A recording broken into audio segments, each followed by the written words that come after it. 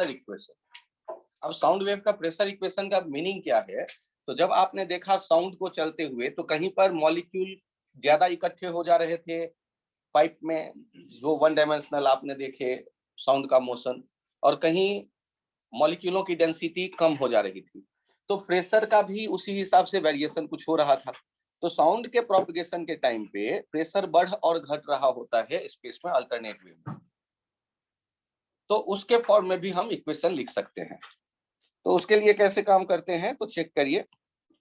हम लोगों ने जो पिछले टर्न पे सोचा कि एक पाइप, इस पाइप में एक ब्लॉक रख दिया, इस ब्लॉक को ऑसिलेट कर दिया, और ब्लॉक को ऑसिलेट करने पर यहाँ हमने देखे ये x इक्वल्स टू 0, इसे मान लिया प्लस x एक्सेस, और इसमें एयर के मॉलिक्यूल किसी x पोजीशन पर जो था उनके ऑसिलेशन का हम लोगों ने डिस्प्लेसमेंट वेव इक्वेशन लिख लिया। डिस्प्लेसमेंट वेव इक्वेशन क्या लिखा हम लोगों ने? S0 sin omega t minus kx। ये हम लोगों ने डिस्प्लेसमेंट वेव इक्वेशन लिख लिया था, याद करिए। अब आज हम बात करना चाहते हैं कि प्रेशर के वेरिएशन से कैसे हम साउंड का इक्वेशन लिखें। यहां तक हम लोग पहुंच गए। पाइप में जैसे ये ब्लॉक ऑसिलेट करेगा, यदि ब्लॉक ऑसिलेट करता है a sin omega t minus kx, तो t यहां से यहां आने में कितना टाइम लगा? यहां से यहां आने में टाइम लग जाता है t। टाइम किसके बराबर हमने लिखा? तो टाइम हमने लिखा x बाई v। टाइम हमने लिख दिया x बाई v। चेक कर लो, x बाई v टाइम लगा यहाँ से यहाँ तक साउंड को आने में। तो साउंड को आने में यदि टाइम लगा x बाई v, तो t टाइम पे जो मुझे यहाँ मिलेगा डिस्प्लेसमेंट मॉलिक्यूलों का, तो मॉलिक्यूल को डिस्प्लेस करने के लिए तो कोई गया नहीं, वो तो ब्लॉक जैसे ऑसिलेट करेगा वही जाके आगे उसी ऑसिलेशन को मॉलिक्यूल भी शो करेगा। तो हम लोग देख रहे हैं कि t टाइम पर जो ऑसिलेशन x पोजीशन पे है वही t minus x by v पे ओरिजिन पे रहा होगा। और ओरिजिन पे इक्वेशन कैसे लिखेंगे? a sin ओमेगा और ब्रैकेट में t minus x by v। ये जैसे हम लोगों ने बात की ट्रैवलिंग वेव के लिए धागे पर, वैसे ही यहाँ पर हमने साउंड वेव के लिए देखा कि मॉलिक्यूलों को डिस्टर्ब किया हमने पाइप के एक कॉर्नर पे, वही डिस्टरबेंस आगे बढ़ा स्पेस में, और हमने टी टाइम पर देखा जो डिस्प्लेसमेंट वो कैसा दिखा? s equals to a sin omega t minus x by v। ये हमने फिर से एक बार आपको ये a को बार बार लिखना है मुझे, तो s0 कह देता हूं क्योंकि a को एरिया से आगे हम शो करने वाले हैं। ओमेगा t माइनस kx, जहां पर k किसके लिए हम लोगों ने यूज किया है? ओमेगा बाई v के लिए। ये जो इक्वेशन है s equals to s0 sin omega t minus kx, ये कैसा इक्वेशन है? ये इक्वेशन है डिस्प्लेसमेंट का इक्वेशन, कि यदि कहीं आप किसी पाइप में मॉलिक्यूल को चलता देख रहे हैं तो मॉलिक्यूल जिधर वेव जा रहा होगा साउंड का उसी के पैरेलल। अब आप में से कुछ बच्चों को लगेगा सर यहाँ साउंड स्पीकर तो कोई है ही नहीं, फिर साउंड कहाँ से? फिर से मैं याद दिला दूं, मॉलिक्यूल जो ऑसिलेट करते हैं स्पेस में, यदि उनकी ऑसिलेशन की फ्रीक्वेंसी 20 हर्ट्ज से 20 किलो हर्ट्ज के बीच का है तो साउंड हम फील कर सकते हैं, क्योंकि वही मॉलिक्यूल ऑसिलेट करते हुए जब हमारे ईयर ड्रम को हिट करता है तो वो साउंड का सेंसेशन ब्रेन फील करता है यदि मॉलिक्यूलों के ऑसिलेशन की फ्रीक्वेंसी 20 हर्ट्ज से 20 किलो हर्ट्ज के बीच है। इसीलिए किसी तलवार को हवा में भी बहुत तेजी से आप यदि मूव करते हैं तो साउंड एक सुनते हैं। वो जो साउंड सुनते हैं वहां कोई स्पीकर नहीं है, लेकिन मॉलिक्यूलों का मूवमेंट हुआ उससे जनरेट हुआ। तो आप इस बात को समझिए कि जो मॉलिक्यूल है वो कैसे डिस्प्लेस हो रहे हैं? साउंड के जाने के पैरेलल। तो साउंड के जाने के पैरेलल तो इनको हम वाई नहीं कह सकते। यदि एक्स एक्सिस के लॉन्ग साउंड जा रहा है तो एक्स के ही पैरेलल ये लेफ्ट एंड राइट ऑसिलेट करेंगे, और ये बल्क में ऑसिलेट करेंगे। पाइप का मॉलिक्यूल ये ऐसे ऑसिलेट कर सकते हैं। अब हम यदि डिराइव करना चाहते हैं प्रेशर का कंडीशन, तो प्रेशर के कंडीशन के लिए ध्यान से देखिए, हम इसी पाइप में, मैं अगले पेज पे आता हूं, इसी पाइप में दो अलग अलग पोजीशन देखते हैं, एक x और एक x plus del x, x plus del x। किसी टाइम t पर हम उनके अलग अलग इक्वेशन देख लेते हैं ऑसिलेशन के। ध्यान से देखिएगा, ये स्प्रिंग ब्लॉक सिस्टम ऑसिलेट कर रहा था, यहाँ पर इसे मैंने मान लिया, यहाँ जो गैस है या एयर है इसे मैंने मान लिया सिस्टम, और उस सिस्टम के लिए यहाँ जो डिस्प्लेसमेंट होगा यदि इसे हम कहते हैं S1 और इसे इसका डिस्प्लेसमेंट हम कहते हैं S1 और इस सिरे का डिस्प्लेसमेंट कहते हैं S2 किसी खास टाइम t पर, तो बताओ यहाँ पर क्या वॉल्यूम में चेंज हुआ होगा? इस एयर, ये जो सिस्टम माना है गैस का, उस गैस के सिस्टम का वॉल्यूम जो है बदला होगा साउंड के जाने पर। तो वॉल्यूम कैसे बदला होगा? अभी यदि मैं एरिया कह दूं इसका A0, यदि इसका एरिया कह दूं A0, तो यहाँ जो वॉल्यूम है, इनिशियल वॉल्यूम V0 कितना हो जाएगा? A0 into delta x. लेकिन यहाँ जब साउंड जाता है, इसके दोनों बाउंड्री अलग अलग डिस्प्लेस हुए। आप सर कैसे कॉन्फिडेंट हो कि बाउंड्री अलग अलग डिस्प्लेस हुए होंगे? तो याद करिए, S1 यदि आप लिखते होंगे S0 sin omega t minus के एक्स, तो S2 लिखते होंगे S0 sin omega t minus के x plus delta x. X के वैल्यू अलग अलग यदि है तो एस का जो डिस्प्लेसमेंट का जो वैल्यू आएगा वो 1 और 2 के लिए अलग अलग आएगा। तो 1 और 2 में यदि अलग अलग डिस्प्लेसमेंट आ रहा है, तो अब इस सिस्टम के लिए आप सोच रहे हैं हुक्स लॉ। हुक्स लॉ क्या कहता था? Stress equals to bulk modulus into strain minus delta V by V. Stress क्या लिखते थे? स्ट्रेस लिखते थे डेल्टा पी। सर ये स्ट्रेस आपने डेल्टा पी कब से लिखना शुरू कर दिया? तो याद करो, हमने आपको जब कई वॉल्यूम बदलने के बारे में बताया था, जब वॉल्यूम बदलने के बारे में बताया था कि चारों तरफ से आप फोर्स लगाओगे और वॉल्यूम बदल जाएगा, तो यहाँ पर हम लोग क्या लिखते थे? F by A equals to B minus delta V by V लिखते थे। और एफ बाई ए को मैंने कहा प्रेशर लिख दो। फिर मैंने आपको कहा था कि ये प्रेशर मत कहो क्योंकि एटमॉस्फेयर का प्रेशर तो हमेशा रहता है, ये एफ बाई ए को क्या कहना ठीक रहेगा? डेल्टा पी, प्रेशर में चेंज कहना ठीक रहेगा। तो ये आपके पास हुक्स लॉ पहले से मौजूद है। हुक्स लॉ आप पहले से देख रहे हैं कि किसी ऑब्जेक्ट का यदि चारों तरफ से फोर्स लगाए तो उसका वॉल्यूम क्या हो जाता है? कम। यदि चारों तरफ से फोर्स अप्लाई करते हैं, इलास्टिक ऑब्जेक्ट है, तो वॉल्यूम हो गया कम। तो आप स्ट्रेस स्ट्रेन किसे कहते हैं? Fractional change in shape, change in volume upon original volume, वो कहलाएगा स्ट्रेन। और उनको उनको आपने इस प्रोसेस एक फोर्स अप्लाई करके इसके लिए बाध्य किया जिससे कि उनका वॉल्यूम बदले। वो जो फोर्स पर यूनिट एरिया था उसे आप प्रेशर कह सकते हैं। बॉल को चारों तरफ से आप दबाओगे तो उसका वॉल्यूम बदला, वो फोर्स कहलाएगा प्रेशर। और यदि प्रेशर कहलाएगा तो जब आप फोर्स नहीं लगा रहे थे तब भी एटमॉस्फेरिक प्रेशर तो था ही। इसका मतलब आपने जो फोर्स लगाया वो चेंज इन प्रेशर है। तो बॉल पे यदि आप change in pressure F by A के बदले ये डेल्टा पी आप कह देते हो, एफ बाई ए के बदले आपने क्या सोचा कि इसे डेल्टा पी कहना ठीक रहेगा। तो डेल्टा पी जब आप इसे कहना सोच रहे थे कि कहें, तो delta P equals to B minus del V by V, ये हमारे पास आइडिया आ गया है।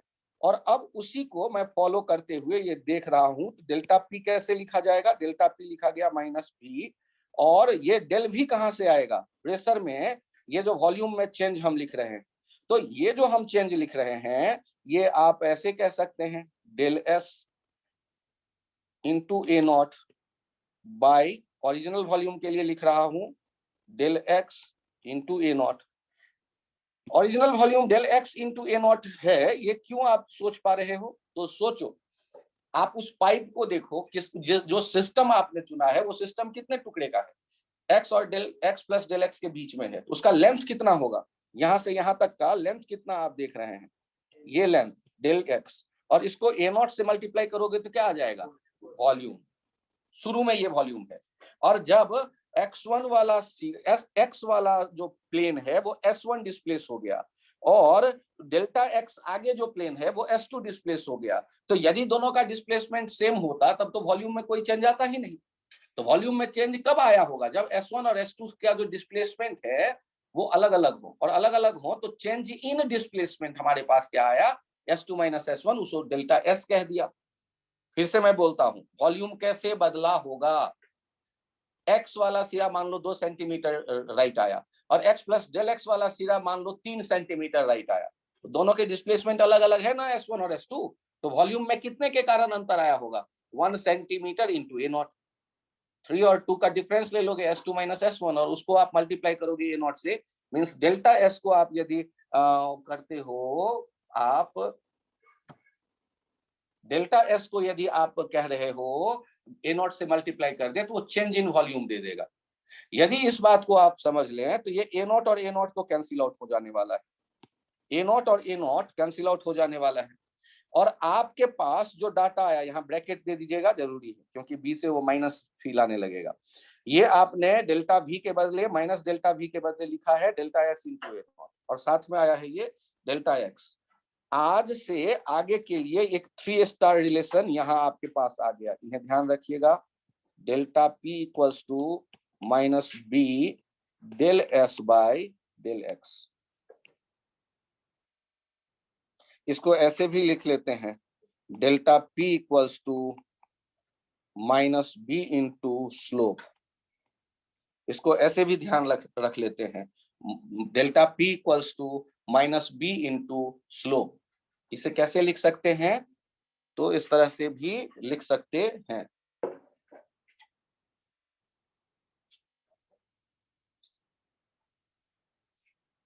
आपके पास ऑलरेडी एस के लिए एक एक्सप्रेशन मौजूद था। एस कैसे लिखा करते थे? S naught sine omega T minus के एक्स। डिस्प्लेसमेंट का वेव वाला फॉर्म आपके पास है, डिस्प्लेसमेंट का वेव वाला फॉर्म आपके पास है। ध्यान से देखिए, एक बार मैं फिर से आपको बताऊं, अगले पेज पे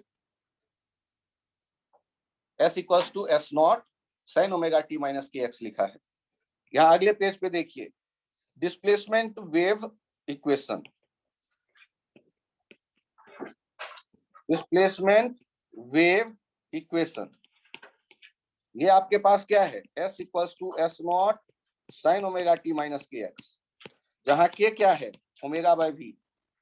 ये तो आपको ट्रैवलिंग वेव जैसा नहीं है इक्वेशन, ये तो इतना तो याद हो ही जाएगा कि ट्रैवलिंग वेव में जैसे हम देखा करते थे धागे वाले वेव में y equals to a sin omega t minus के एक्स, ये भी वैसा ही है। और आपके पास now for pressure wave equation, अब प्रेशर वेव इक्वेशन के लिए फिर से देखिए, डेल्टा पी आपने क्या लिखा? Minus B into del S by del X. अब ये del S by del X को यदि डेल एक्स बहुत छोटा है तो लिख सकते हैं पार्शियल डिफरेंशिएशन वाले फॉर्मेट में। और आगे बढ़िए, डेल पी इक्वल्स टू हो गया माइनस बी, डिफरेंशिएट कर दीजिए, एस नॉट एक माइनस के आएगा बगल में, साइन बदल जाएगा कॉस में, ओमेगा टी माइनस के एक्स। यहां से डेल्टा पी क्या आ गया? B K S not cos omega T minus के एक्स। और यहां आप डेल्टा पी को कह सकते हैं delta P naught cos omega T minus के एक्स। ध्यान दीजिएगा, डेल्टा पी यहाँ क्या है? Delta P not. तो डेल्टा पी नॉट की यदि आप बात करते हैं तो डेल्टा पी नॉट के लिए आपके पास आता है यहां पर बी के एस नॉट, ये मैक्सिमम चेंज है प्रेशर में। तो साउंड का ये जो इक्वेशन है ना, ये इक्वेशन कहलाता है प्रेशर वेव इक्वेशन। और ये जो रिलेशन है delta P naught equals to B K S naught, ये प्रेशर डिस्प्लेसमेंट, प्रेशर एम्पलीट्यूड और डिस्प्लेसमेंट एम्पलीट्यूड का रिलेशन है। एस नॉट क्या था? Displacement amplitude. Delta P naught क्या है? Pressure amplitude. और ये उनका रिलेशन है, delta P naught equals to B K S naught. B क्या है? हाँ, बल्क मॉड्यूलस। और एस नॉट क्या है? Displacement amplitude. Delta P naught क्या है?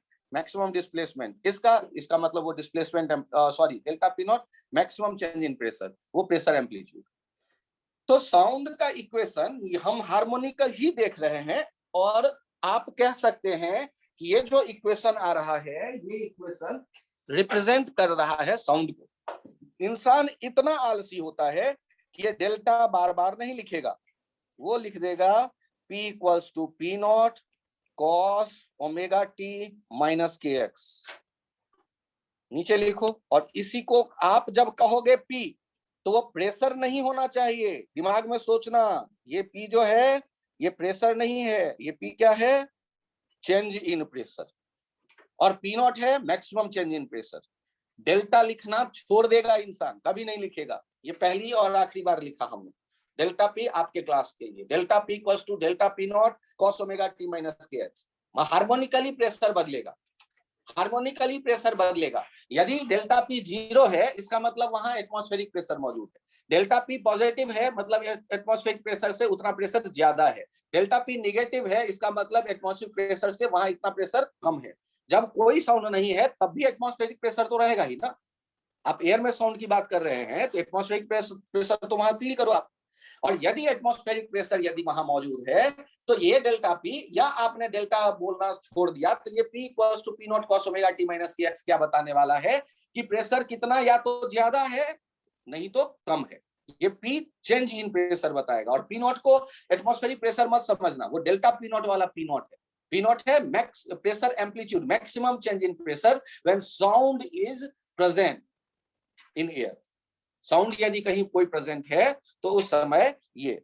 अब हमारे पास एक रिलेशन जो आ गया, इस रिलेशन के लिए क्या कहेंगे आप, यहाँ जो रिलेशन है इसके ऊपर क्या लिख सकते हैं आप, relation between displacement amplitude and pressure amplitude. ये जो रिलेशन है ये रिलेशन क्या लिख देंगे आप, रिलेशन बिटवीन किसका किसका, displacement amplitude, displacement and pressure amplitude, displacement and pressure amplitude. इस फॉर्मूले को अलग कहीं नोट करके रखिए। सर क्या मैं इसको भी आलस में आके पी नॉट बराबर बी के एस नॉट लिख के याद कर सकता हूं? हाँ आप कर सकते हो, लेकिन ध्यान रखना वो पी नॉट एटमॉस्फेरिक प्रेशर की बात नहीं कर रहा। पी नॉट किसकी बात कर रहा होगा, change in pressure, maximum change in pressure की बात कर रहा होगा। आप यदि डेल्टा नहीं लिखते हो तो कोई बात नहीं, P naught equals to B K S naught याद करो। डिस्प्लेसमेंट एम्पलीट्यूड और प्रेशर एम्पलीट्यूड का ये रिलेशन है। तो सर इसमें से हम किसको याद करें और किसको छोड़ें? हाँ याद देखो, या तो पूरा डेरिवेशन याद करो या तो कम से कम डब्बे वाले फॉर्मूले याद करो। और उनमें भी याद करने के लिए एक ही रास्ता मुझे पता है, 100-200 बार लिख लो याद हो जाता है, और नहीं तो 2-4 बार क्लास में ही लिख लो। 4 बार तो मैं लिख चुका हूँ, S equals to S naught sine omega t minus के एक्स। आई थिंक 15 बार तो मैं बोर्ड पे लिख चुका हूँ कल से आज तक। 15-20 बार और 1-2 दिन में लिख लेंगे तो याद हो ही जाएगा सबको। अब यहाँ मैं फिर से आपको अगले पेज पे बता रहा हूं कि जब हम कभी किसी पाइप में साउंड को प्रोपगेट करें तो ये 1 डायमेंशनल होगा तो आसान दिखेगा सोचना, इसीलिए हम पाइप लेकर के ये एक्सप्लेन करने की कोशिश कर रहे हैं। ये x0 था, ये प्लस x एक्सिस है। ये x वाले पोजीशन पे जो मॉलिक्यूल का डिस्प्लेसमेंट हम देखेंगे उसके लिए s इक्वल्स टू इक्वेशन हमने सोचा S naught sine omega t minus के एक्स। लेकिन यहाँ पर जो डिराइव होकर के P के लिए इक्वेशन आया वो प्रेशर के लिए क्या इक्वेशन आया, P naught cos omega t minus के एक्स। और यहाँ पर P नॉट किसके बराबर आ गया, B के S नॉट के बराबर आ गया। और ध्यान ये रखिएगा स्टार मार्क देख के ये पॉइंट की pressure wave is π/2 ahead in phase with respect to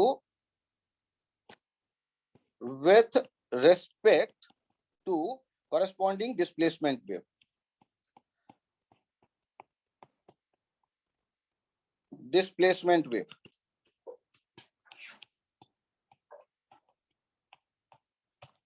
आप देखो ना, एक फंक्शन साइन का है और दूसरा फंक्शन किसका है, कॉस का, तो कितने का फेज डिफरेंस आएगा, π/2 का। तो हम क्या कह सकते हैं, pressure wave is π/2 ahead in phase with respect to corresponding displacement wave. तो यहां से ये पॉइंट ध्यान रखिएगा, हेंस यहां एक पॉइंट इससे आगे दिख जाएगा, hence position of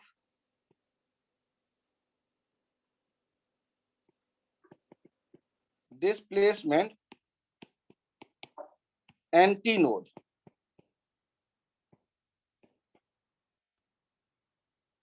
displacement antinode का मतलब जहां डिस्प्लेसमेंट मैक्सिमम होगा, displacement antinode will be position of pressure node and vice versa। आपने कहा कि जब cos थीटा 1 होगा उस समय sin थीटा हो जाएगा 0। अरे पाई बाई 2 पे सोच के देखो, cos पाई, यदि sin पाई बाई 2 1 होता है तो cos पाई बाई 2 क्या हो जाएगा, 0। तो इसका मतलब जहां पर आप s का वैल्यू देखोगे मैक्सिमम, वहां p का वैल्यू देख लोगे मिनिमम कह लें या 0 कह लेते हैं, क्योंकि मिनिमम से सेंस कभी कभी आ सकता है कि अपोजिट चला गया हो, कम हो गया हो प्रेशर, तो माइनस डेल्टा पी आपके दिमाग में आ सकता है। तो यहाँ पर मैंने वर्ड यूज किया कि जो एक एंटी नोड वाला था, और एंटी नोड तो प्लस और माइनस दोनों में दिखता है ना, प्लस ए और माइनस ए, और नोड कहते हैं जहां कोई चेंज नहीं है, डिस्प्लेसमेंट 0 है। तो यदि डिस्प्लेसमेंट जहां हम कहेंगे एंटी नोड बन रहा है, वहां प्रेशर क्या बनाएगा, नोड। और जहां डिस्प्लेसमेंट का नोड बनेगा, वहां प्रेशर का क्या बनेगा, एंटी नोड। मतलब जहां डिस्प्लेसमेंट का नोड है, उस जगह पर प्रेशर में चेंज बहुत ज्यादा हुआ होगा, उस जगह प्रेशर का चेंज बहुत ज्यादा हुआ होगा। तो आप इस पेज को ध्यान रखें, इस पेज के फॉर्मूले को ध्यान रखें। ये जो यहाँ फॉर्मूले आपके सामने है और लिखने का तरीका है, यहाँ ये सेट करिए कि पाई बाई 2 का फेज, एक साइन का इक्वेशन लिखोगे तो दूसरा कॉस का, यदि दूसरा साइन का लिखोगे तो पहला कॉस का, मतलब पाई बाई 2 का तो फेज चेंज होगा ही होगा। और कौन अहेड है, तो प्रेशर आगे है। ये hence position of displacement anti node will be position of pressure node. मतलब एक जो आप एंटी नोड कहोगे तो दूसरा वो नोड होगा। अब आपके दिमाग में आएगा कि सर ऐसे कैसे हो सकता है, या तो वो नोड होगा या एंटी नोड होगा। अरे पहले ये तो सोच लो आप किस तरह से बात करना चाहते हो। यदि डिस्प्लेसमेंट की तरह से बात करना चाहते हो तो node anti node, node anti node, उस हिसाब से सोच के लिखो। और यदि प्रेशर की तरह से बात करोगे तो जस्ट बदल जाएगा। जिस जिसको पॉइंट को आपने नोड कहा होगा, प्रेशर से रिप्रेजेंट करने के लिए, प्रेशर वेव वाला इक्वेशन लेके रिप्रेजेंट करने के लिए, वो पॉइंट क्या हो जाएगा, एंटी नोड। तो ये अंतर आएगा। तो सर मुझे दो क्यों सिखाया जा रहा है, भाई क्वेश्चन दोनों के तरह से फ्रेम करके पूछ दे। अरे यही पूछ देगा कि डायग्राम देखे कि ये यदि प्रेशर वेव का इक्वेशन है तो बताओ कि डिस्प्लेसमेंट वेव का इक्वेशन कैसा होगा। अब यदि ये ऑप्शन आ गया तो आपको नोड एंटी नोड होता है इतना पता है, तो चार ऑप्शन में से कोई ना कोई एक रिजेक्ट सेलेक्ट करके पहुंच सकते हो आंसर तक। चेक करते हैं। यहां देखिए आपके पास था s equals to S naught sine omega T minus के एक्स, तो तुरंत उसके साथ आपने p लिखा था p naught cos omega T minus के एक्स। ये हैबिट में होना चाहिए। और आगे भी लिख सकते हो p naught equals to B K S naught. अब यहां पर देखो, यदि मैं बात करता हूं eight t0, s equals to कितना आ गया, ध्यान से देखिएगा, एस नॉट साइन माइनस के एक्स। और आप में से मैथमेटिक्स के बड़े अच्छे स्टूडेंट हो, साइन माइनस थीटा याद करके बैठे होगे, माइनस साइन थीटा लिखा जाता है, minus sine minus S naught sine K X. और दूसरा equals to P naught cos minus के एक्स। और आप में से अच्छे मैथमेटिक्स के बच्चे याद करके बैठे होंगे, ये cos minus theta cos theta ही होता है, तो यहाँ आ गया कॉस के एक्स। और आप में से सारे बच्चे, मुझे उम्मीद है ये जानते होंगे कि साइन जो होता है ना, वो जब आप फंक्शन बनाते हो एस और पी, ये साइन वाला निगेटिव में आने का मतलब पहले वो निगेटिव में गया फिर पॉजिटिव। और जीरो पे एक्स जीरो पे क्या रहा होगा, साइन जीरो जीरो होता है, और एक्स जीरो पे कॉस जीरो मैक्सिमम होता है। और कॉस वाला कहाँ से शुरू होगा, प्लस में है तो प्लस वाले ऊपर से शुरू करो। और उनके लिए ये पी के लिए देखो, पी के लिए ग्राफ जो बनेगा कॉस का फंक्शन बनेगा। सर ये फंक्शन कब पहचानेंगे, अरे धीरे धीरे पहचान लेंगे, 12th में भी बहुत मौका मिलेगा, 11th में भी आप लोग बहुत कुछ पहचान चुके होंगे। ध्यान से देखिए, कॉस जीरो पे पहले शुरू में क्या है, पॉजिटिव मैक्सिमम, और साइन वाला क्या दे रहा है, जीरो। और साइन वाला माइनस में पहले बढ़ेगा, क्योंकि साइन थीटा का वैल्यू आप जानते हैं बढ़ता जाता है 0 से 90 तक, पीछे एक माइनस साइन है तो माइनस निगेटिव में पहले बढ़ा, मैक्सिमम पे गया 0। और खास पॉइंट जो मैं दिखाना चाहता हूं, ये पॉइंट देखो तो, ये जो पॉइंट मैंने जिसे ब्लू किया उसके बारे में बात करो, ये ग्रीन कर दिया, पहले ग्रीन वाले के बारे में बात कर लो, ग्रीन वाले के बारे में बात करो। ये ग्रीन वाले पॉइंट्स जो हैं, ये क्या दिखा रहे हैं, किसके नोड दिखा रहे हैं, प्रेशर के या डिस्प्लेसमेंट के। और जहां प्रेशर के नोड हैं वहां डिस्प्लेसमेंट लाल वाले का क्या दिख रहा है, एंटी नोड। तो आपको ये जस्टिफाई होते दिख रहा है, प्रेशर के जो नोड वाले पॉइंट होंगे वो डिस्प्लेसमेंट के एंटी नोड हैं। और आप चाहें तो इन पॉइंट्स पे भी गौर करें, ये जो ब्लू जिसको मैंने किया, इन ब्लू वाले पॉइंट्स के बारे में बोलो, ये क्या है, ब्लू वाले पॉइंट, जो ब्लू कर दिया है वो नोड है, किसका नोड है? डिस्प्लेसमेंट का। वहां प्रेशर क्या दिख रहा है? Anti node. यहां दिख रहा है प्रेशर का एंटी नोड। अब एक बड़ा इंटरेस्टिंग आइडिया और यहां आता है, तो पहले इस चित्र को देख लो, थोड़ा पहचान लो। सर इतने तेजी में आपने इतने लूप बना दिए, तो गड़बड़ होगा। तो आप 2 ही लूप बनाओ, 1 ही लूप बनाओ, 3 ही लूप बनाओ, कोई जरूरी नहीं है 25 बनाए। केवल ये ध्यान रखिएगा, जहां एक का नोड है वहां दूसरे का एंटी नोड है।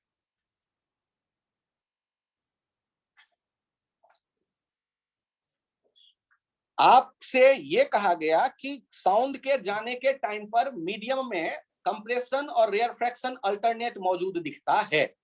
कंप्रेशन जहां प्रेशर ज्यादा हो एटमॉस्फेरिक प्रेशर से, और रेयरफ्रैक्शन वो रीजन जहां प्रेशर कम हो। यहां गौर करिए, वो रीजन देखिए जिनमें प्रेशर ज्यादा है नॉर्मल से। सर ऐसे कैसे आप रीजन बनाओगे? ध्यान से देखो, तो ये लाइन मैं खींच रहा हूं वर्टिकल, इन लाइन को देखना, ध्यान से देखना, बहुत ध्यान से। सर ये ग्रीन वाले पे आपने लाइन खींचे हैं? हाँ, ग्रीन वाले पॉइंट्स पे मैंने खींचा। अब यहां गौर करो, ये जो रीजन है, पहला ये छोटा सा टुकड़ा दिख रहा है, इस टुकड़े को देखो, उसके बाद वाले टुकड़े को देखो, उसके बाद वाले टुकड़े को देखो।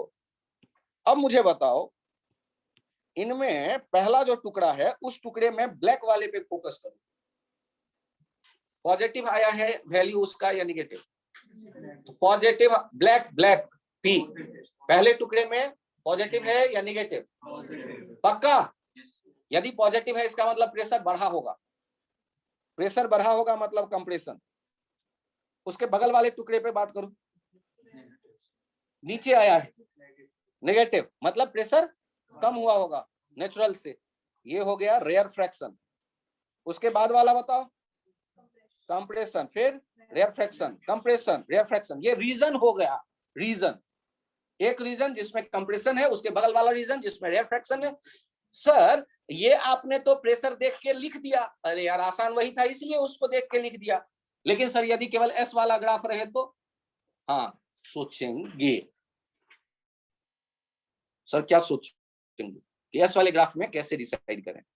अभी रुको, पहले इस पॉइंट पे बात करो। मैंने अभी आपको क्या बताया? क्या कोई पॉइंट बताया है कंप्रेशन का, या एक रीजन बताया है कंप्रेशन का? रीजन बताया है। तो पूरे रीजन में क्या प्रेशर एक जैसा होगा? कंप्रेशन के रीजन में क्या हर एक पॉइंट पे एक जैसा प्रेशर होगा? नहीं, अलग अलग पॉइंट पे अलग अलग चेंज है। वो जो जितना वो ब्लैक वाला कर्व ऊपर या नीचे है, वो उस चेंज को रिप्रेजेंट कर रहा है। तो पूरे रीजन में एक जैसा प्रेशर थोड़े ना है। तो पूरे रीजन के बीच में एक पॉइंट होगा, जिस पॉइंट पे हम कहेंगे या तो मैक्सिमम प्रेशर है या मिनिमम प्रेशर है। मैक्सिमम मतलब बढ़ करके प्लस पी नॉट, और मिनिमम मतलब घट करके माइनस पी नॉट। तो बताओ, तो वो मैक्सिमम वाला पॉइंट कहां दिख रहा है आपको? तो यहां पर देखिए, ये लिख रहा हूं सी मैक्स, और ये जो ब्लू वाला दिख रहा है ना, वहां पर लिख रहा हूं आर मैक्स। एक सेकेंड चेक कर लीजिए। और दूसरा अगला जो ब्लू वाला है उसको लिख रहा हूं मैं सी मैक्स। उसके अगला ब्लू वाला जो है वहां लिख रहा हूं आर मैक्स। उसके अगला वाला जो है पॉइंट, उसके ब्लू वाला, उसे लिख रहा हूं सी मैक्स। उसका अगला वाला जो पॉइंट है उसे लिख रहा हूं आर मैक्स। अरे जहां पिक आएगा प्रेशर का, जहां पिक आएगा प्रेशर वाले कर्व का, वो जो पिक होगा, या तो उनको कंप्रेशन का मैक्सिमम पॉइंट कहोगे या रेयर फ्रैक्शन का मैक्सिमम पॉइंट कहोगे। रेयर फ्रैक्शन मतलब वो पॉइंट जहां प्रेशर बहुत तेजी से कम हुआ है, और रेयर फ्रैक्शन का पिक जहां पर है उसे कह देते हैं R max, rarefaction max. तो आर मैक्स और सी मैक्स क्या हुआ? ये पॉइंट हुआ या रीजन हुआ? ये पॉइंट हुए। आर मैक्स और सी मैक्स क्या हो गए? पॉइंट हो गए। आपको चित्र में ये बताने को कह देता है कि बताओ या इसमें कहां पर प्रेशर वाला मैक्सिमम है और कहां पर प्रेशर वाला मिनिमम है, कहां सी मैक्स है और कहां आर मैक्स है। Compression region, rarefaction region alternate होगा। एक पॉइंट ये पहले सेट किया, और π/2 का फेज डिफरेंस है, ये हमारे दिमाग में आया। लेकिन अभी मैंने आपको वो ट्रिक नहीं बताई है कि डिस्प्लेसमेंट देखकर कैसे डिसाइड किया जाए। अरे वो तो बाद की बात है, पहले तो ये बताओ प्रेशर देख के समझ में आया या नहीं आया। ले ये प्रेशर वाला एक ग्राफ मैंने तुम्हारे सामने रख दिया, एक्स और पी का ग्राफ। बताओ तो यहाँ ये प्रेशर का कंप्रेशन रीजन कहाँ है और कौन सा रीजन कंप्रेशन है और कौन सा रेयरफैक्शन रीजन है, जल्दी बताओ मुझे। पहला रीजन क्या है, कंप्रेशन। दूसरा रीजन, तीसरा रीजन क्या, ये आसान नहीं है, आसान है। अब इसमें मैक्सिमम कहां पर होगा, सी मैक्स, सी मैक्स। यहां पर क्या होगा, आर मैक्स। अगला वाला सी मैक्स। तो क्या ये बहुत मुश्किल काम है, ये आसान है, इसीलिए नहीं पूछा जाता। आसान है, ये सबको दिख जाता है कि प्रेशर जहां पॉजिटिव हुआ वो कंप्रेशन वाला रीजन है, प्रेशर जहां नेगेटिव हुआ मतलब वहां कम हुआ है, मतलब रेयरफैक्शन वाला रीजन है। ये सबको दिखता है। अरे सबको भी तब दिखता है जब सोचना शुरू करते हैं, ऐसा नहीं है अब दिख रहा है ऐसा मैं मान लू ना, तो अगला पॉइंट भी दिखेगा जो अगले पेज पे आने वाला है। इसे जल्दी से कॉपी कर लो अपने अपने जगह पे। तो सर क्या ऐसे चित्र देके भी पूछ सकता है, पूछ सकता है। पॉइंट का नाम लिख दूंगा 1 2 3 4, बताओ कौन कौन सा कंप्रेशन वाले पॉइंट, इस पे भी नंबर मिल जाएगा और मुझे भी पता चल जाएगा। आप साउंड को जानते हो कि अल्टरनेट कंप्रेशन रिफ्लेक्शन होता है, ये भी जानते हो कि पी पॉजिटिव का मतलब प्रेशर का बढ़ना, नेगेटिव का मतलब घटना। नंबर तो इस पे भी मिलेगा। ये कंप्रेशन रिफ्लेक्शन रीजन चुनना सबके समझ में आ गया ऐसा मैं मान लूं। तो आपको कंप्रेशन रिफ्लेक्शन चुनना पी वाले ग्राफ में आ गया, प्रेशर वाले ग्राफ में आ गया। सर लेकिन ये कॉस का फंक्शन तो नहीं है। अरे मैंने कोई दीपक पे हाथ रख के कसम खाई थी कि हमेशा एक ही जैसा इक्वेशन लिखूंगा, बदल भी सकता है इक्वेशन, लेकिन ये पक्का होगा कि जैसा ये पी का रिलेशन होगा इसके करस्पॉन्डिंग यदि मुझे एक्स सोचना होगा, डिस्प्लेसमेंट सोचना होगा, तो π/2 का फेज डिफरेंस मैं दिमाग में रखूंगा, बाद में उसके बारे में चर्चा करते हैं। फिलहाल मैं आपसे जानना चाहता हूं, आपके पास एक एसएक्स ग्राफ आ रहा है, मजे लो। अब बताओ तो इसमें कंप्रेशन रीजन और रिफ्लेक्शन रीजन के लिए लॉजिक क्या होगा। तो मैं आपको याद दिलाता हूं, शुरुआत कहां से किया था आपने, minus delta P equals to minus V del S by del X. याद करो, ये याद आया आप लोगों को, जिसको मैंने कहा था delta P equals to minus P into slope, याद आया आपको। अब बताओ डेल्टा पी ग्रेटर देन 0 कब होगा, व्हेन स्लोप, चेक करो, del S by del X less than 0। Sir slope less than 0 ये तो मुझे सीखा, ये तो मैंने सीखा नहीं, तो फिर गया question. Delta P less than 0 कब होगा, when slope del S by del X greater than 0। अब मुझे बताओ इस जगह कहां से कहां तक स्लोप एक जैसा दिख रहा है, कहां से कहां तक स्लोप एक जैसा दिख रहा है, पहले ये सोच समझ के जवाब दो। तो जो मैंने लाइन खींचे क्या वो पसंद आया आपको, देख के बताना, क्या स्लोप एक पिछला जैसा पेज दिखा दो। क्या हुआ सर पिछला पेज दिखा दो एक बार। 2 मिनट बाद देखना, आप पूरा फोकस करो इस पेज पे, ठीक है, 2 मिनट बाद उसे देखना, फोकस करो इस पेज पे और मुझे जल्दी बताओ एस और एक्स के ये इस ग्राफ क्या सामने आ गया है तुम्हारे। पहले रीजन में स्लोप पॉजिटिव है या निगेटिव, पहले रीजन में स्लोप पॉजिटिव होगा या निगेटिव, पॉजिटिव। पहले रीजन में स्लोप पॉजिटिव हुआ तो डेल्टा पी क्या हो जाएगा, यदि स्लोप पॉजिटिव हो गया तो डेल्टा पी क्या हो नेगेटिव। जाएगा, नेगेटिव। तो नेगेटिव कौन सा रीजन कहलाएगा, यदि डेल्टा पी नेगेटिव हो गया मतलब प्रेशर कम हो गया, प्रेशर कम हो गया तो रेयरफैक्शन या कंप्रेशन, रेयरफैक्शन। अगले वाला कंप्रेशन, उसके अगले वाला रेयरफैक्शन, उसके अगले वाला कंप्रेशन। अब याद करो डेल्टा पी मैक्स कब होगा, ध्यान देना, डेल्टा पी मैक्स होगा या डेल्टा पी का मॉड जो है वो मैक्स होगा एट नोड, नोड पे, बिकॉज स्लोप मैक्स।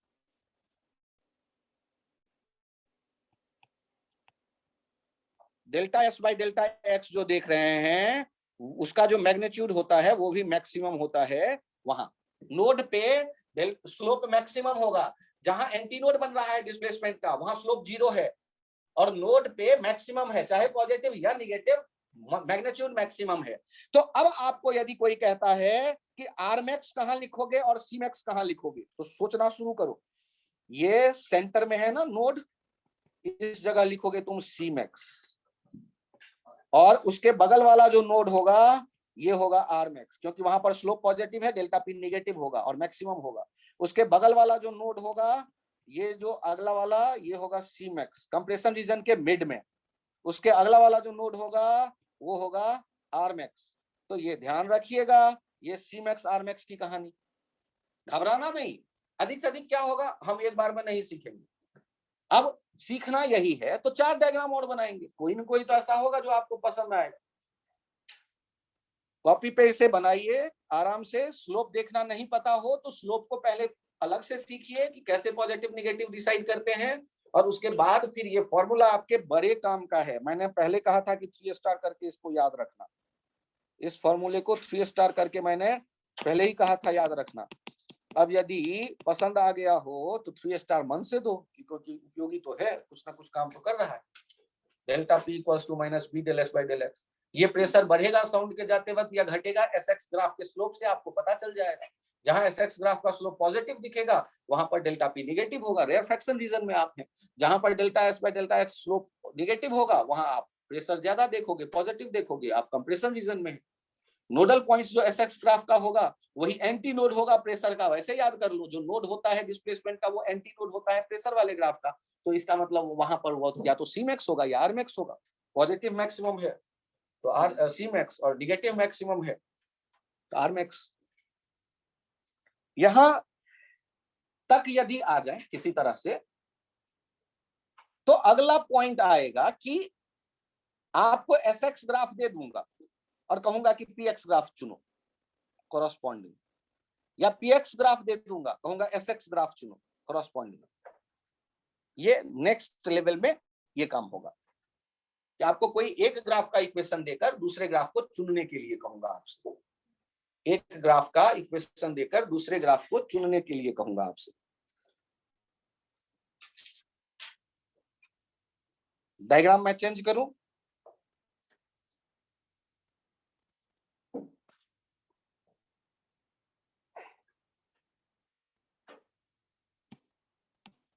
बस करिए।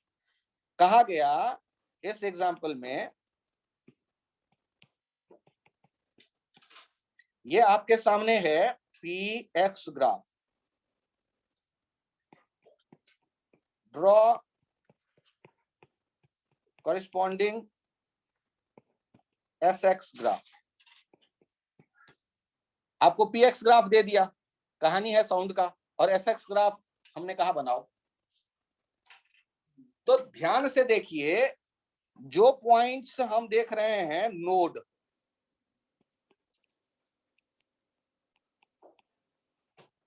और एंटी नोड, वो अपना बदल लेगा फॉर्म जब हम डिस्प्लेसमेंट वाले ग्राफ बनाने की सोचेंगे। ये डिस्प्लेसमेंट वाला एंटी नोड, डिस्प्लेसमेंट वाला नोड, डिस्प्लेसमेंट वाला एंटी नोड, डिस्प्लेसमेंट वाला नोड, डिस्प्लेसमेंट वाला anti node. Sir displacement sir आप लिखोगे कैसे? तो एस लिख दिया, उससे समझो डिस्प्लेसमेंट वाला। अब बताओ कैसा ग्राफ? तो आपके मन में विचार आएगा कि सर एक काम करो, ये बनाओ,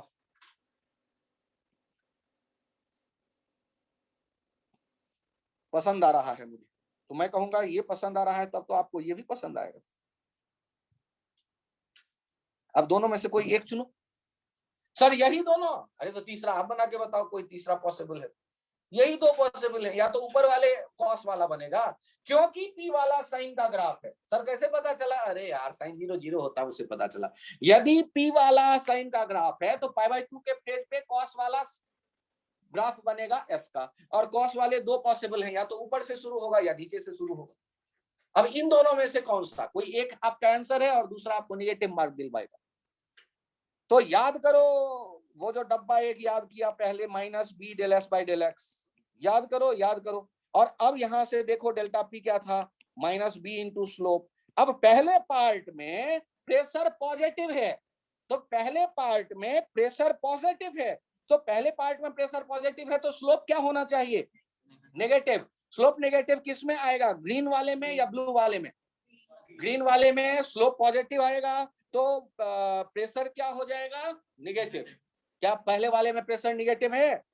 ध्यान से देखो, प्रेशर पॉजिटिव है तो स्लोप क्या चाहिए आपको एस एक्स ग्राफ का? नेगेटिव। तो ग्रीन वाला या ब्लू वाले का स्लोप ढूंढो। एस एक्स का स्लोप, किसका स्लोप? एस एक्स का स्लोप। एस एक्स या तो ब्लू वाला है, एस एक्स या तो ग्रीन वाला है। तो ब्लू वाले का शुरू में जो स्लोप है वो क्या है? नेगेटिव। ब्लू वाले का शुरू में स्लोप है क्या? नेगेटिव। सर ये नेगेटिव मुझे नहीं देखना आता। यदि ऐसे कोई बच्चे हो तो फिर टेंशन मेरा बढ़ा रहे हो, इसका मतलब। यहाँ देखो तो ऐसे यदि कोई ग्राफ हो एस एक्स का, तो शुरू में हम स्लोप देखेंगे, तो स्लोप कैसे देखेंगे किसी भी पॉइंट पे? ऐसे ही तो देखोगे थीटा, टेंजेंट ड्रॉ करके। ये टेन थीटा 90 डिग्री से बड़ा आ रहा है। यदि 90 डिग्री से बड़ा आ रहा है, इसका मतलब स्लोप क्या होगा? नेगेटिव। अरे ध्यान देना यार, यदि किसी पॉइंट पे बैठ गए, राइट साइड कर्व पे स्लाइड करेंगे तो negative slope, left side slide करेंगे तो पॉजिटिव स्लोप। सिंपल सी बात है। चलो बताओ, ब्लू वाला पॉइंट है, ब्लू वाले पे यहां पर बैठ गया कोई, ये एफ वाले पॉइंट पे कोई बैठ गया, तो स्लाइड करके किधर आएगा? राइट साइड या लेफ्ट साइड? स्लाइड करके किधर गिरेगा? उस कर्व पे, ब्लू वाले कर्व पे। तो लेफ्ट साइड ही तो स्लाइड करके आएगा, राइट साइड ही तो स्लाइड करके आएगा। इसका मतलब निगेटिव स्लोप। और निगेटिव स्लोप यदि एस एक्स ग्राफ का है, एस एक्स ग्राफ का निगेटिव स्लोप होने का मतलब हो गया minus B into slope positive हो जाएगा, डेल्टा पी पॉजिटिव हो जाएगा। और शुरू में स्लोप मत देखना, शुरू में पी का वैल्यू देखो। पी का वैल्यू शुरू में क्या है? पॉजिटिव। तो आपको कौन सा ग्राफ लेना पड़ेगा? ये ब्लू वाला ग्राफ आपका आंसर होने वाला है। ब्लू वाला ग्राफ आपका आंसर होगा और ये ग्रीन वाला आंसर नहीं होगा। सर ये तो नहीं समझ में आएगा एक बार में। तो मैंने कौन सा कहा कि समझ में आ ही जाएगा एक बार में? केवल इतना तो कर लो, ये जो 3 स्टार दिया था इस डब्बे के ऊपर में, उसको तुम 5 स्टार कर लो। और ये 2 जगह काम आ गया यार, तो थोड़ा और इसकी इंपॉर्टेंस बढ़ा लो। और यदि आप सीख गए तो आपके लिए ये एक बड़ा अच्छा आइडिया है, कई जगह काम करेगा। कि आपको प्रेशर का चेंज देखना है तो स्लोप पी एक्स ग्राफ का मत देखना, एस एक्स ग्राफ का स्लोप देखना। पी तो वैसे ही पॉजिटिव निगेटिव दिख जाएगा। पी एक्सिस यदि है तो पी तो वैसे ही ऊपर पॉजिटिव नीचे निगेटिव। एस एक्स ग्राफ यदि है तो एस एक्स ग्राफ में पी नहीं दिखता, तो उसमें पी को देखने के लिए उसका स्लोप लेते हैं और स्लोप को बी से मल्टीप्लाई करते हैं, एक माइनस साइन से मल्टीप्लाई करते हैं, तो डेल्टा पी आता है। चेक करिए, फिर से मैं बताता हूं। इतना बड़ा एग्जांपल लेके आपको टेंशन आपका बढ़ गया होगा। यहां फिर से आप बनाइए। ये है आपके सामने में ये एक एस एक्स ग्राफ, ध्यान से देखिएगा। आपसे कहा गया ड्रॉ पी एक्स। इस एग्जांपल को देखिए, एक ही एग्जांपल आपको बड़ा अच्छा समझा लेगा। π/2 का फेज डिफरेंस का मतलब कहां से शुरू करोगे? या तो नीचे से या ऊपर से। अब इन दोनों में कौन सा ठीक रहेगा? इन दोनों में कौन सा ठीक रहेगा? तो एक ऑप्शन मैंने ये सोचा और दूसरा ऑप्शन मैंने ये सोचा, इन्हीं दोनों में से कोई एक होगा। सर आप केवल इतने ही दूर पे कैसे रुक गए? अरे वही नोड एंटी नोड का गणित था यार। ये नोड था, ये एंटी नोड था, ये नोड था। ब्लू वाला या ग्रीन वाला में यदि हम लिखेंगे तो anti node node anti node हो जाएगा डिस्प्लेसमेंट के लिए। तो डिस्प्लेसमेंट वाला जो देखेंगे या तो ब्लू बनेगा या ग्रीन बनेगा। और वैसे भी सोचो ना, साइन वाला है टाइम 0 0 तो कॉस वाला बनेगा, मैक्सिमम से शुरू होगा। अब इन दोनों में से कौन सा? तो कैसे डिसाइड करें? तो हमें एस डायरेक्ट आंखों के सामने दिख रहा है। Slope slope del S by del X is visible in S X graph, visible in S X graph, red graph. Sir ये रेड ग्राफ कोई बुक का नाम है? अरे नहीं यार, वहीं देखो ना रेड कलर वाला ग्राफ।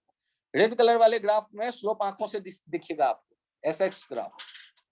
अब तुम्हें ब्लू वाले कलर के चुनने हैं कोई एक। मुझे बताओ, शुरू वाले पार्ट में स्लोप क्या दिख रहा है? आधे पार्ट में यहां से यहां तक slope del S by del X greater than 0, क्योंकि कहीं भी बैठोगे तो लेफ्ट साइड स्लाइड करोगे उस कर्व पे। और यदि स्लोप पॉजिटिव तो डेल्टा पी क्या हो जाएगा? नेगेटिव। और इसलिए कौन सा ग्राफ ठीक रहेगा? ग्रीन वाला। ब्लू वाला बेकार हो गया। अब आगे कौन जाएगा यार? इतने से काम चल गया तो फिर आगे मैं क्या करूंगा? शुरू में देख लो, उसी से अंदाजा मिल जाएगा कौन सा लें कौन सा छोड़। लग तो रहा है कि आ जाएगा, उम्मीद करूं समझ में आ जाएगा। बहुत सिंपल क्वेश्चन होता है और बड़े प्यार से बच्चे गलत करते हैं, क्योंकि चारों ऑप्शन बड़े पसंद आते हैं एग्जाम में। तो आप घबराए नहीं, आप यदि गलत करेंगे तो लोकतंत्र में बहुमत के साथ है, मतलब टेंशन ना लो। और आपने सही किया, माने बहुमत से उस ग्रुप में जा रहे हो जिनको आईआईटी के भीतर सीट मिलने वाली है, क्योंकि सीटें बड़ी कम है। ठीक, तो आपको ज्यादा टेंशन नहीं लेना है, सोचना है वो की पॉइंट्स। और यहाँ इंपॉर्टेंस फिर से मैंने आपको दिखाया किसका, तो डेल्टा पी जो लिखते थे minus B into del S by del X, जिस डब्बे के फॉर्मूले का मैंने रेटिंग बढ़ा दिया, 3 से 5 कर दिया था आपके इंपॉर्टेंस उसका आपको दिखाने के बाद। ठीक है, ये डेल्टा पी क्या बताएगा, प्रेशर में चेंज, और delta S by delta x क्या बताने वाला है, स्लोप। पी एक्स का स्लोप मत देखिएगा, एस एक्स का स्लोप हमारे काम का है, यहाँ ध्यान दीजिए। यदि कभी आपके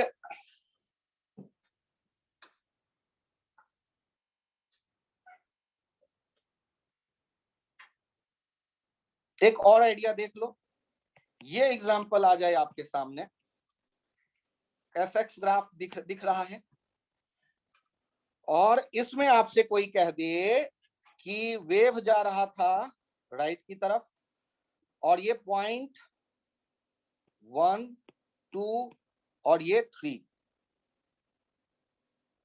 पॉइंट 1 2 3 एक साइन कर्व बना लो, और उसमें लेफ्ट साइड शुरू ओरिजिन के पास 1, पिक के पास 2, उसके आगे 3 डाल दो।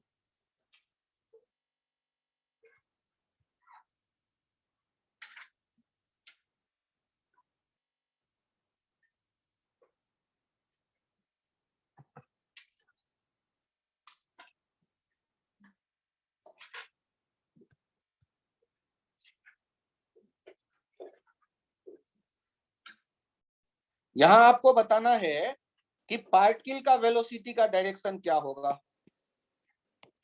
वी पार्टिकल डायरेक्शन, और एक्सेलरेशन जो पार्टिकल होगा उसका डायरेक्शन क्या होगा।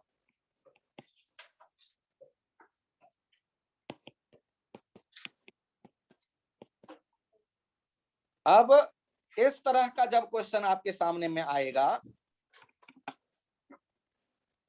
ये साउंड के बारे में है,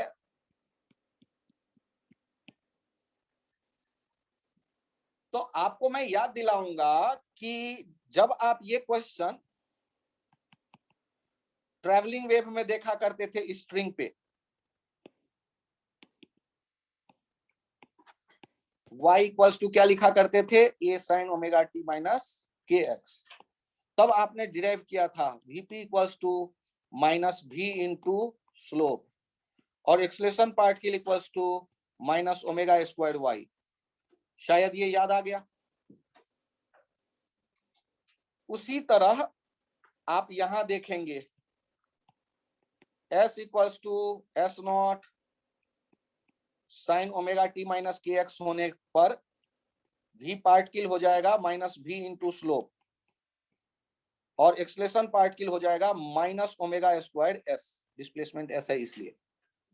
अब मुझे बताओ 1 वाले पॉइंट पर स्लोप क्या दिख रहा है, और वेलोसिटी ऑफ साउंड कैसा है, पॉजिटिव, तो v पार्टिकल क्या हो जाएगा, minus into v into slope, minus हो जाएगा, तो माइनस तो मतलब किधर, बहुत बढ़िया, एक वर्ड आया नीचे, और सोचो लेफ्ट, बहुत बढ़िया। तो आपने लेफ्ट क्यों सोचना है ये बताओ, क्योंकि मॉलिक्यूल जो है साउंड के जाने के पैरेलल ऑसिलेट करेगा, लेफ्ट या राइट, तो यहाँ नेगेटिव माने लेफ्ट, पॉजिटिव आता तो राइट। अच्छा ये बताओ 2 वाले पर क्या होगा, 2 वाले पर, तो 2 वाले पर Vp2 हो गया 0।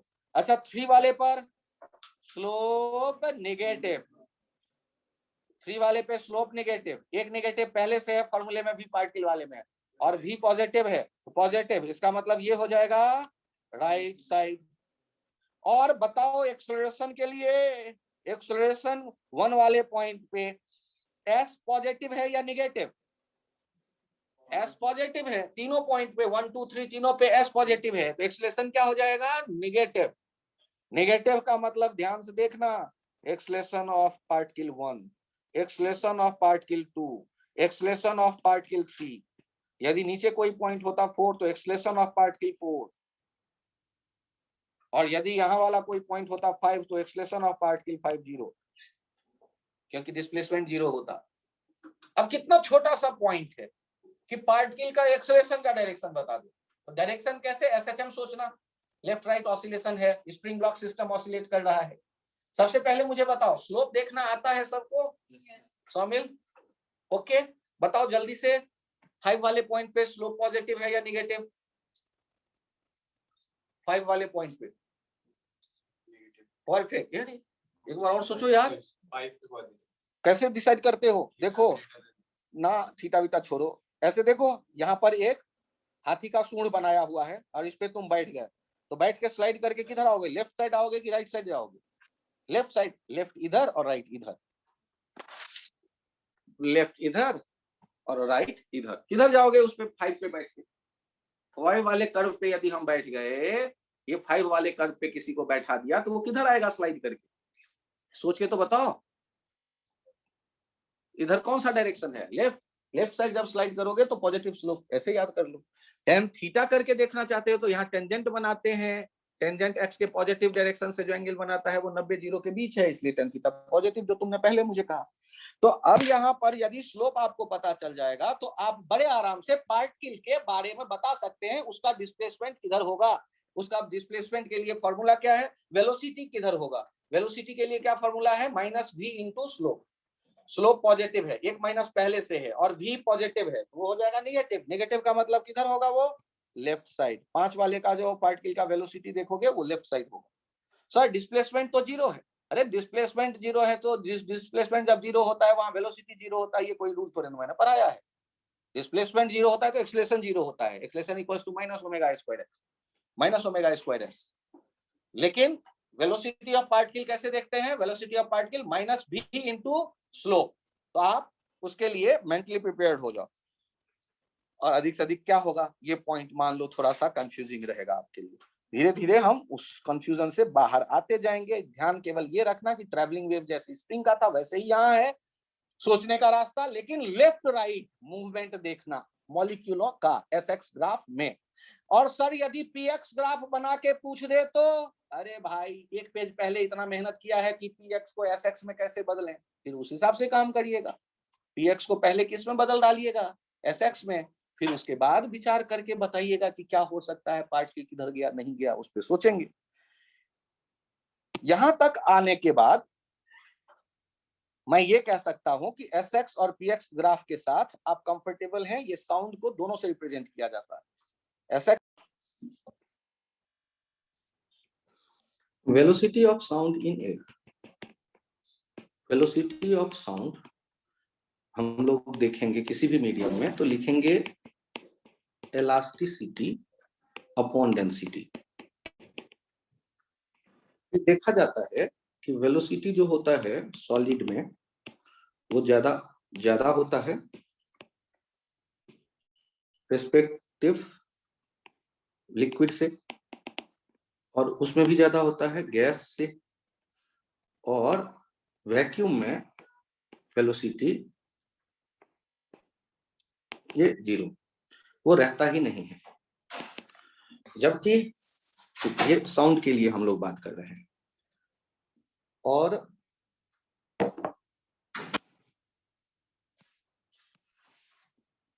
यदि बात किया जाए velocity of sound in gas, तो गैस के लिए जब हम बढ़ेंगे तो सबसे पहले इलास्टिसिटी कौन सा होगा? इलास्टिसिटी यंग मॉड्यूलस और मॉड्यूलस ऑफ रिजिडिटी हो ही नहीं सकता। तो इलास्टिसिटी हम लेने वाले हैं बल्क मॉड्यूलस, जिसको हम B से शो करने वाले हैं। तो इसमें दो फॉर्मूले हमारे सामने आता है। Newton's formula. न्यूटन ने क्या कहा कि साउंड का प्रोपगेशन है, साउंड का प्रोपगेशन आइसोथर्मल। आइसोथर्मल कहते ही उनके पास आ गया PV equals to constant relation. तो डिफरेंशियल ऑपरेटर ऑपरेट करने पर और प्रोडक्ट रूल अप्लाई करने से dP into V plus P DV equals to 0 और डीपी का वैल्यू आ गया P minus DV by V. जबकि इलास्टिसिटी से आप जानते हैं DP equals to B minus DV by V. तो आपको यहां से पता चल गया कंपेयर करने पर ये बी किसके बराबर होगा, बल्क मॉड्यूलस के, और वेलोसिटी ऑफ साउंड आ गया in air under root bulk modulus by density. Bulk modulus हो गया पी प्रेशर बाय डेंसिटी। लेकिन ये जो फॉर्मूला आया ये फॉर्मूला सही नहीं था, एक्सपेरिमेंट से आए हुए डाटा से ये मैच नहीं कर रहा था। फिर क्या किया गया कि यहां पर आया लाप्लास करेक्शन। इसने क्या कहा कि साउंड का जो प्रोपगेशन है, ये साउंड का प्रोपगेशन वेरी फास्ट प्रोसेस होने से ये एडियाबैटिक आप मानो। एडियाबैटिक कहते ही process equation PV to the power gamma constant आ गया सामने। गामा आप जानते हैं सीपी बाई सीवी या 1 + 2/f, जहां f डिग्री ऑफ फ्रीडम है और सीपीसीवी मोलर स्पेसिफिक हीट है at constant pressure and constant volume, जिसे प्रिंसिपल मोलर स्पेसिफिक हीट कहते हैं। और फिर से डिफरेंशियल ऑपरेटर ऑपरेट करने पर dp v to the power gamma plus p gamma v to the power gamma minus 1 dv equals to 0 solve करते हैं तो dp आ गया आपके पास gamma p minus dv by v। लेकिन इलास्टिसिटी से आप जानते हैं dp equals to b minus dv by v। तो यहां भी आप कंपेयर करते हैं तो b का वैल्यू आ गया गामा p। ये एडियाबैटिक बल्क मॉड्यूलस हुआ। ये आइसोथर्मल बल्क मॉड्यूलस यहाँ पर है p के बराबर और एडियाबैटिक बल्क मॉड्यूलस यहाँ पर है गामा p के बराबर। ध्यान रखिए। अब यदि ये गामा p के बराबर है तो हम लोग जो वेलोसिटी ऑफ साउंड लिखने वाले हैं, अब वो क्या हो जाएगा, under root b by density के बदले under root gamma p by density, gamma p by density rho. अब यहाँ देखिए वेलोसिटी ऑफ साउंड जो करेक्ट वाला तो यही है जो लाप्लास का है, लाप्लास करेक्शन नाम रखा गया under root elasticity by density. फिर इलास्टिसिटी हो गया bulk modulus by rho. Bulk modulus को हमने देखा एडियाबैटिक मान के गामा पी बाय रो, और पी के बदले आप लिख सकते हैं N R T by V. V into rho क्या हो जाएगा, तो मास, और आप एन कैसे लिखते हैं, गैस का जो मास होगा अपन मोलर मास से डिवाइड करते हैं तो आता है, और नीचे भी आ गया है total mass, mass density into volume, तो ये कैंसिल आउट हो गया। तो यहां से हमें पता क्या चल गया, वेलोसिटी ऑफ साउंड के लिए gamma R T by M, जहां ये जो है गामा है 1 + 2/f या cp बाई cv, f है डिग्री ऑफ फ्रीडम, और मोनोडाइट्राई के लिए आप जानते हैं 3, 5 और 6, और ये m है मोलर मास, और यदि हम T कहते हैं टेम्परेचर इन केल्विन। ध्यान रखिएगा फॉर मिक्सचर आप लिखते हैं gamma mixture equals to 1 + 2/f mixture, और f मिक्सचर कहां से आता है, n1f1 + n2f2 upon n1 + n2, और मोलर मास का मिक्सचर का वैल्यू कहां से आता है, ये भी आप वैसे ही ध्यान रखिएगा n1m1 + n2m2 upon n1 + n2। ये f मिक्सचर आ गया, m मिक्सचर आ गया। अब जब ये दोनों आ गए तो फिर आपको velocity of sound in mixture दिखने लगा, velocity of sound in mixture of gases. तो ये कैसे लिखेंगे, under root gamma mixture R T by molar mass इसका मिक्सचर। तो ये मिक्सचर के लिए भी आप तैयार हो गए। और यहाँ अप्लाई करते वक्त ये कुछ चीजें ध्यान रखिएगा। when temperature is constant, velocity of sound in gas do not vary with pressure। ये 3 स्टार आइडिया है। आपके दिमाग में आएगा V equals to under root gamma P by T. यहाँ पर जैसे हम कहते हैं ना P equals to 1/3 rho VRMS square, ये P by rho equals to 1/3 3RT by M। यहाँ चेक करो ना, ये T कांस्टेंट है तो ये डाटा भी कांस्टेंट आ गया, तो P बाई रो क्या होगा? कांस्टेंट होगा। कब? जब हम कहते हैं T कांस्टेंट है, मोलर मास कांस्टेंट है, R यूनिवर्सल गैस कांस्टेंट है, VRMS स्क्वायर होता है 3RT बाई M।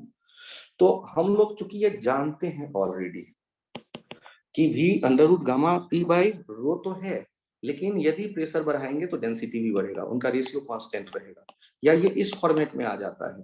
तो P और रो बदल के यदि इस फॉर्मेट में आ गया है वेलोसिटी ऑफ साउंड के लिए, तो आप खुद कहो ना कि यदि प्रेशर बदल ही देंगे तो क्या फर्क पड़ेगा। तो ये अंडर रूट P के प्रोपोर्शनल है मत बोलना, क्योंकि प्रेशर बढ़ाओगे तो डेंसिटी अपने आप बढ़ेगा यदि टेम्परेचर कांस्टेंट है, तो दोनों का रेशियो कांस्टेंट रहता है। और एक पॉइंट ध्यान रखिएगा, velocity of sound in air increases with increase in humidity। Humidity यदि ज्यादा हो तो वेलोसिटी ऑफ साउंड जो होता है वो इंक्रीज कर जाता है। देखो मोलर मास या तो m कह लो, गामा RT बाई M वाला फॉर्मूला में m का जो वैल्यू होता है वो थोड़ा सा जो है अफेक्ट कर देता है जो ह्यूमिडिटी वाटर के वेपर का या वाटर मॉलिक्यूल्स के बढ़ने के कारण m एवरेज जो होता है वो कम हो जाता है, वेलोसिटी ऑफ साउंड बढ़ जाता है। ऐसे आप कुछ ध्यान रखें कि वेलोसिटी ऑफ साउंड ह्यूमिडिटी बढ़ने के साथ बढ़ता है, और P पे डिपेंड नहीं करता यदि temperature constant.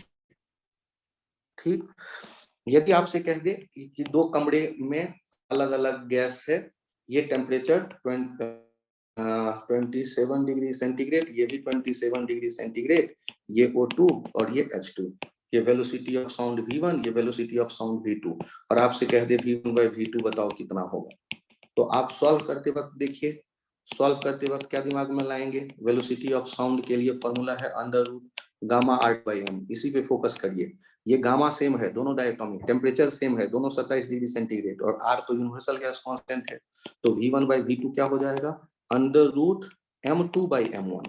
M2 by M1 तो M2 कितना होगा H2 के लिए 2, और ये कितना 32, तो 1/16 स्क्वायर रूट में ये 1/4 हो जाएगा। तो आपको ये देखिए कितने आसानी से ये रेशियो पता चल जाएगा V1 बाई V2। और कोई सिचुएशन है तो आप पूरा फॉर्मूला लिख लीजिएगा, V1 V2 का डिवाइड करिएगा, रेशियो आ जाएगा। तो ये यहीं तक अभी रखते हैं। Thank you.